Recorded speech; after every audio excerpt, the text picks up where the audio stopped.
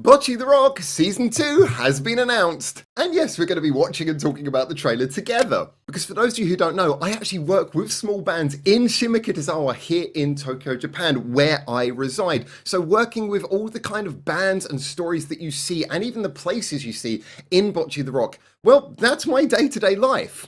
And despite being in Japan, before BOCCHI the Rock, I had never actually watched an anime from start to finish before. I'm big into Japanese music, but I'd never really related to anime before this point. And do you know what? The reason why this series brought me in was because of just how well it captured the scene. So let's quickly watch the trailer together, and then we'll discuss it a little bit more.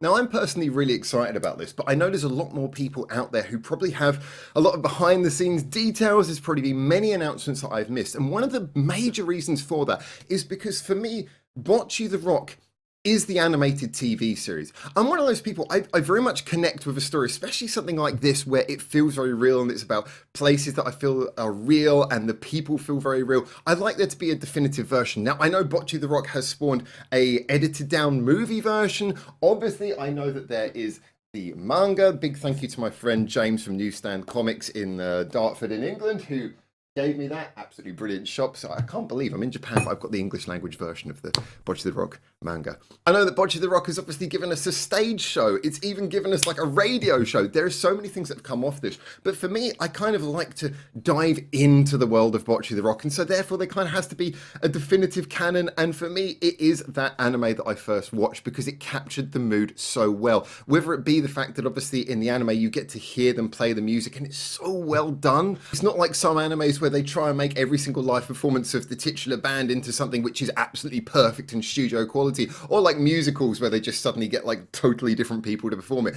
This really feels real in BOCCHI the Rock when you hear the performances. But then of course the animation as well was so well done to bring them to life. It's not overly smooth like some animes where they tried to use the CGI effect to make everything look pin perfect. Here, the fact that they drew the characters over the top of actual videos of people performing, everything about BOCCHI the Rock, the anime, as I saw it, felt full, it felt real. The length that it was in the TV serialized version as well meant that the stories had time to flesh out. You had those moments of downtime, like them going to Enoshima and stuff like that, between the big events that really kind of embodied a big part of the band life, which is the fact that you live together as friends. You know, these bands are people who experience normal life between things, but it is all about joining the dots and serving the purpose of really getting them to the next step. They're so ambitious, so many of these bands, they have those meetings where they sit down and they think about things like how they're going to market themselves with things like Kesoku, and all these kind of moments are very, very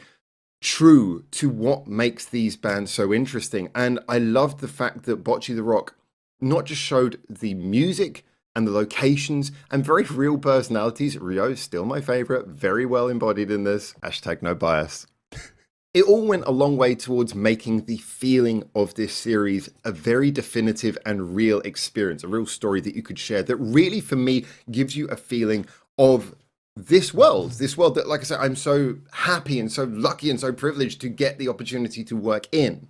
However, because the anime for me feels like the definitive version of the story that's the world I like to escape into, as a result, I never read the manga and therefore never went beyond where the story ended at the end of season 1. And if you're one of the wonderful people who's been watching this channel for a while and has realized that my videos have slowed down a lot, sorry, real world stuff about, you know, it's difficult to be an overseas person living in Japan and maintaining a property and everything. It was kind of hard to keep that channel going with this channel going, but I am still working on it. I still have scripts for upcoming videos and everything like that. But yeah, I never got to the end of like releasing all of the reviews that I've scripted of the season 1 episodes.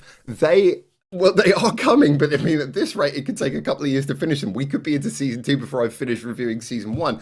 But nonetheless, it's not to say that I don't love it and that I'm not working on it. But it does bring us to this big question about, well, how does season 2 kick off? And I say this honestly not knowing where the story goes next. I've heard little hints about where it goes next, but it would perhaps therefore be worth me slightly jumping the gun on my episode by episode review of season 1 by talking about how I felt about the end of the season. Because for me, one of the big things that made the end of BOCCHI the Rock as we had known it to end at the time before we knew there was going to be a season 2. One of the things that made it so great was that final scene where Hitori is standing in the hallway and she's looking at her old guitar.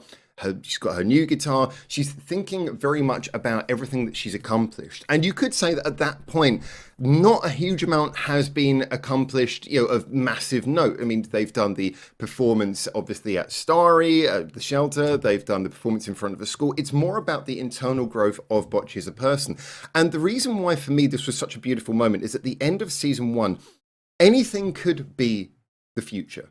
That could be it. That could be the last time she ever plays live. She could go on to live a very normal life afterwards. And yet those moments in her childhood, in her upbringing, would have still been something that brought her new friends, changed her entire life, made her into a brand new person. Music would have changed her life regardless. She could go on to be a rock star. She could be ultra famous. Any of these things could happen. But the truth is that Bocchi the Rock, the series 1 story, is a story about how music brings people together, personal growth. And if you like, that small scene that Shima Kitazawa very much embodies, that feeling of bands who, whether they go on to be famous or not, it's just the impact that music has on their life and the way that it brings people together. It sounds soppy, but that is what it's about. And so there was something about the open-ended nature of season 1's ending, especially embodied by that moment where, like I say, she's standing in the hallway and sort of thinking about this in her usual introverted way, that just for me made it this beautiful open ending. I loved the open ending nature, and everyone who has read the mangas has talked to me about all the things that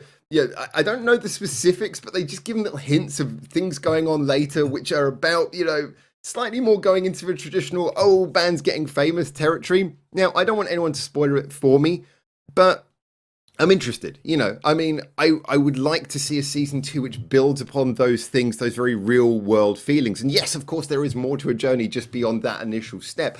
But I'm excited for it to be a continuation of those stories, those real world feelings, those real world growths, and those real world adventures in real world places that make Bocchi the Rock so great. I don't want it to devolve into one of those things where it just becomes like, hey, Battle of the Bands, who's going to win kind of thing. I mean, Battle of the Bands seems to be something that's brought out in almost any single music related story to just kind of generate drama. It's kind of like the ultimate just random story pot that they put into these things when they run out of ideas.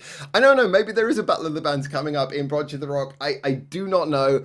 All I know is that basically I want to see the stories, the places, these things continue in a way which is believable and feels like there's genuinely more story to tell. And so I am excited about Bocchi the Rock season 2. I'm also slightly nervous about it because, the first one was so great and for me concluded in such a brilliant, open-ended, but perfect way. Of course I'm going to watch it. We'll see how it goes. I am really excited, but like with anything that gets a sequel, when you love the original, you're slightly nervous. And it's also particularly interesting because, of course, there's so many people out there who know where the story is basically going anyway because they've read ahead on the manga and things, and you've probably had announcements and such like. So I'm excited. I am genuinely excited to see where this goes, and I will be reviewing it. I will be trying to finish all of my season 1 reviews. Hey, maybe sometime in 2030 we'll get there, but I hope you've been enjoying what I do on this channel. And I'm looking forward to seeing you in more reviews. Yes, I did feature my face today. You might know me from some other channels that I do, but yeah, I got my Caramel Candid t-shirt on, bands like Iris Mondo behind me, Gatrick Spin, special thanks, I Love Me, always support the local small bands in Japan as well. But anyway, I promise to see you in some upcoming videos soon. Please stay subscribed, please keep enjoying these, please get in the comments, and no, I'm not dead. Here's my face, I'm a real person, I swear.